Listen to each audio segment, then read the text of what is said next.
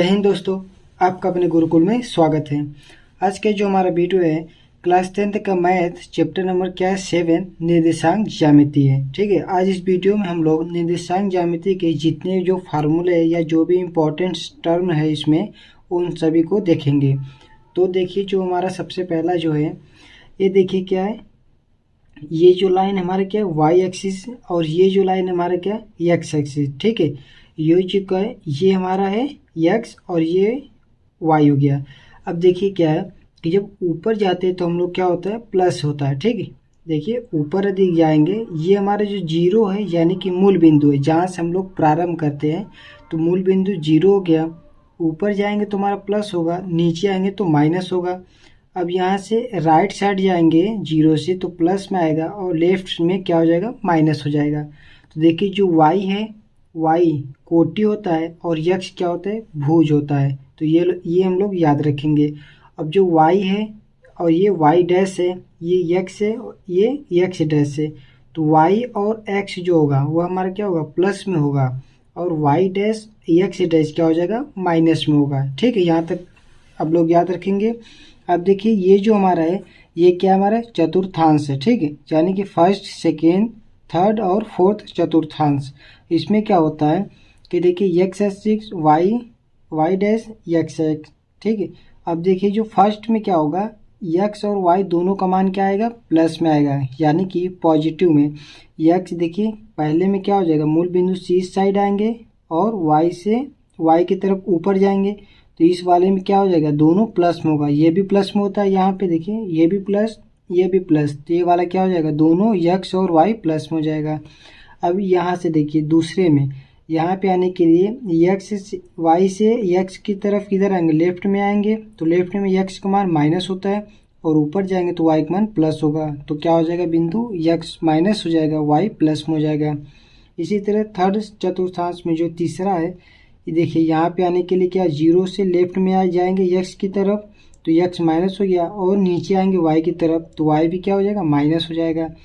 चौथे में देखिए एक्स तो इधर आ जाएगा प्लस में और वाई नीचे आएगा तो वाई माइनस में हो जाएगा। तो ये था हमारा चतुर्थांश। इसमें याद रखेंगे कि कौन प्लस में लगेगा कौन माइनस होगा। अब देखिए यहाँ पे लिखा है कि बिंदु लिखते समय सबसे पहले एक्स अक्ष का मान फिर वाई अक्ष का मान लिखते हैं। यानी कि जब हम कोई बिंदु लिखेंगे तो सबसे पहले एक्स का मान लिखेंगे और वाई का मान। एक्स को क्या कहते हैं भुज और वाई को कोटि। तो सबसे पहले भुज लिखेंगे उसके बाद क्या लिखेंगे कोटि लिखेंगे। यहाँ तक हो गया। अब देखिए आगे देखिए, अब इसमें क्या पहला जो हमारा फार्मूला मेन है एक्स अक्ष के समांतर रेखा का समीकरण जो उससे बी दूरी पर है। क्या है एक्स अक्ष के समांतर रेखा का समीकरण जो उससे बी दूरी पर हो। तो फार्मूला क्या आ जाएगा वाई बराबर बी। कैसे होगा देखिए, मान लीजिए हमारे क्या है ये चतुर्थांश हो गया, ये क्या है एक्स है ये वाई है। इसमें बोला कि एक्स अक्ष के समांतर एक्स है इसके समांतर रेखा का समीकरण बताना जो उससे बी दूरी पर हो। यानी कि यहाँ से यहाँ तक की दूरी हमारा क्या है बी है, यहाँ से यहाँ तक की दूरी हमारा क्या दिया है बी दिया है। तो उसका समीकरण क्या होगा ये ऊपर है ना तो ऊपर क्या होता है वाई का मान होता है तो वाई बराबर बी हो गया। इसी तरह देखिए वाई अक्ष के समांतर रेखा का समीकरण जो उससे ए दूरी पर हो। यानी कि वाई अक्ष के समांतर कैसे होगा इस तरह से होगा और उससे दूरी क्या है इसकी दूरी हमको दिया क्या है ए है।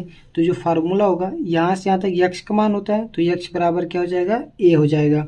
इसे हम लोग याद रखेंगे। अब क्या है यक्ष अक्ष के समांतर वाई अक्ष का समीकरण। यक्ष अक्ष के समांतर यानी कि यक्ष पे वाई का समीकरण क्या होगा ये यक्ष है ना ये यक्ष है ये वाई है। तो यक्ष पर हम लोग याद रखेंगे कि यक्ष पर यदि बोलेगा तो हमेशा इस पे वाई का मान क्या आ जाएगा जीरो रहेगा। ठीक है, वाई का मान जीरो। इसी तरह वाई अक्ष के समांतर यक्ष अक्ष का समीकरण और वाई पे हमेशा यक्ष का मान कितना होता है जीरो होता है। तो ये चारों फार्मूला है, देखिए इसको याद रखेंगे। अब आगे जो हमारा दिया तीसरा जो फार्मूला है दो बिंदुओं के बीच की दूरी क्या है। दो बिंदु दिया है, पहला x1 y1 क्यों, दूसरा है x2 y2। तो ये बीच की दूरी मान लेते हैं क्या है d है डिस्टेंस। तो d बराबर क्या हो जाएगा अंडर रूट यानी कि करड़ी में x2 माइनस x1 का whole square plus y2 minus y1 का होल स्क्वायर। ये क्या है दो बिंदुओं के बीच की दूरी निकालने का फार्मूला है, ये हो गया। अब देखिए जो चौथा फार्मूला है, दो बिंदुओं के मध्य बिंदु के निर्देशांक क्या होंगे। यानी कि पहला बिंदु है P x1 कामा y1, दूसरा क्या है Q x2 कामा y2। इनके क्या है मध्य बिंदु के निर्देशांक ज्ञात कीजिए। तो मध्य बिंदु के निर्देशांक देखिए क्या है, मान लीजिए x और y है।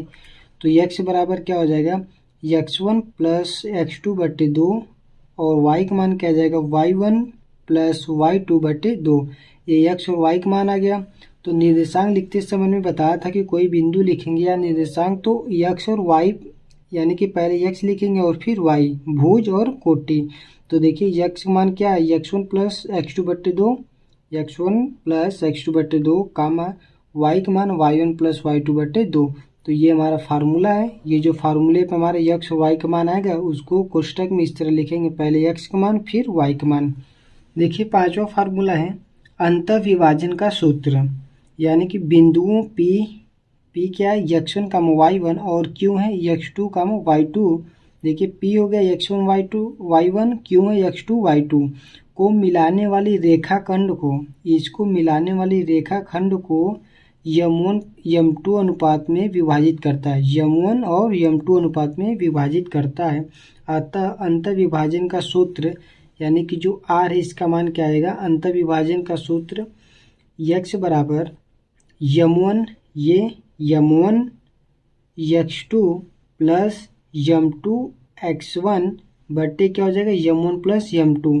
ये क्या x का मान, जब x लिखेंगे तो यहाँ पे देखिए m1 लिखेंगे तो x2 लिखेंगे, m2 जब रहेगा तो इसका मल्टीप्लाई m1 x1 से होगा।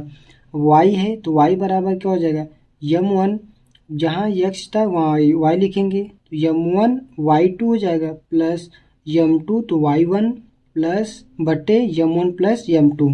ठीक है, ये क्या था हमारा r का वैल्यू है, r यानी कि इसका निर्देशांक मध्य क्या है अंतःविभाजन का सूत्र है। यानी कि ये जो r है अंतःविभाजन है तो इसका निर्देशांक x का y हो गया। तो x का मान हमारा यहाँ पे आया है m1 x2 plus m2 x1 बट्टे m1 प्लस m2 कामा y का मान m1 y2 plus m2 y1 बट्टे m1 प्लस m2। ठीक है, यहाँ तक हो गया। अब देखिए जो छठवां फार्मूला है इसको याद रखिए। मूल बिंदु के निर्देशांक क्या होते हैं, जो हमारा ये इस तरह जो बना थे, यहाँ जो बिंदु लिखे थे 0, ये था क्या ओ मूल बिंदु, तो इसका जो निर्देशांक होता है क्या होता है 0,0 होता है। ठीक है, ये इसको याद रखेंगे। तो ये था हमारा ये चैप्टर नंबर 7 निर्देशांक ज्यामिति का ये फार्मूले थे, हमने जो भी आपको बताया। अब देखते हैं इसके आगे हम लोग क्या देखेंगे, सवाल को हल करेंगे अगले वीडियो में। तो आई होप कि वीडियो अच्छा लगा हो। यदि वीडियो पसंद आए तो लाइक करें, चैनल को सब्सक्राइब करें और अपने दोस्तों को भी शेयर करें। Thank you.